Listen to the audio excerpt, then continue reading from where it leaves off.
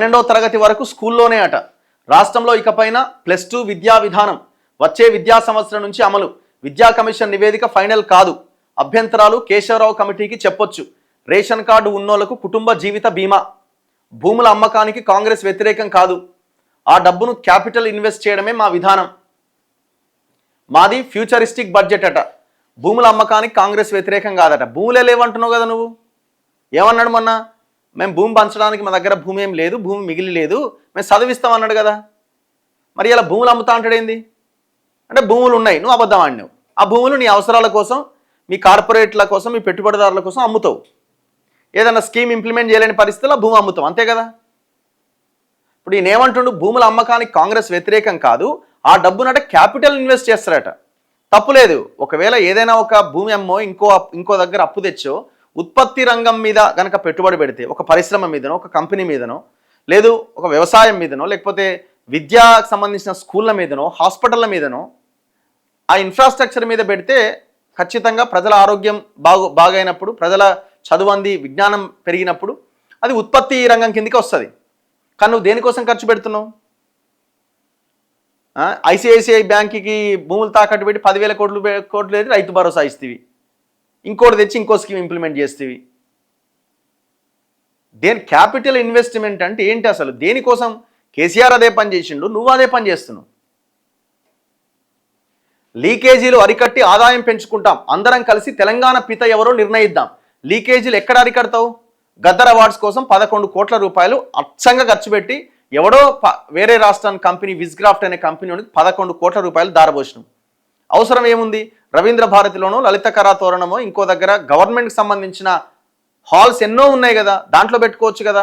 ఒక్క హైటెక్స్కే 1,40,00,000 రూపాయల రెంట్ కట్టినావు దాని పేరుతోటి. మరి లీకేజీలు అరికట్టినావు అంటే ఎట్లా?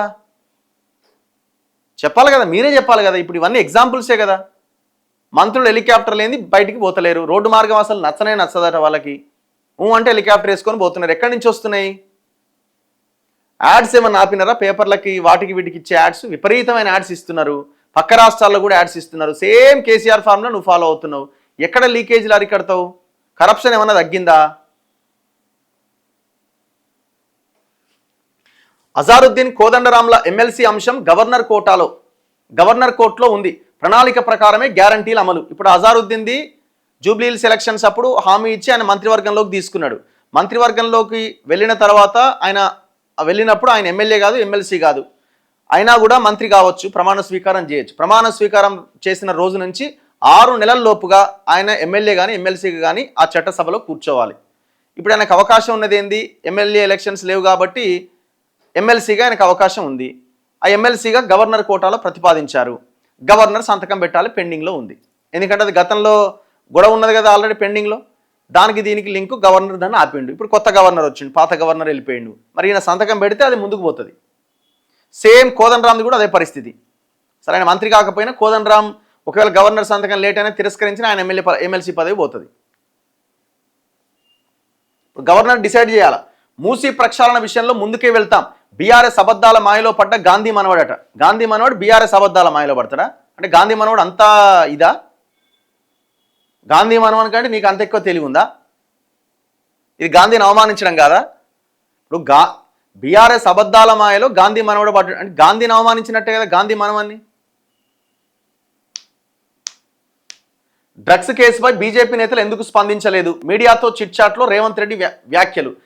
నాట్ ఓన్లీ డ్రగ్స్ కేసు పైన బీజేపీ నేతలు దేని మీద రెస్పాండ్ అవ్వరు. బీజేపీ నేతలు ఏదన్నా ఇంకో ఏదన్నా అంశం వస్తే దాని మీద మాత్రమే మాట్లాడతారు. ఇక్కడ ఇప్పుడు టెంపుల్కి ఏదన్నా ఇబ్బంది జరిగింది అనుకోండి, ఆ టెంపుల్ దగ్గరికి పోతారు, గొడవ చేస్తారు. దాంట్లో ఏమైనా దొరికే అవకాశం ఉందనుకోండి, తీసుకుంటారు, అవతల పడతారు. ఇప్పుడు నేను జస్ట్ ఒక 10 నిమిషాల్లో అదే డిబేట్ చేయబోతున్నా. ఇక్కడ రంజిత్ రెడ్డి హనుమాన్ టెంపుల్ని కూలగొట్టి ప్రభుత్వం అక్రమంగా భూమి కట్టబెడితే అందులో ఉన్న గుడిని కూలగొట్టి కన్స్ట్రక్షన్ చేసిండు. దాని మీద పెద్ద గొడవ అయింది.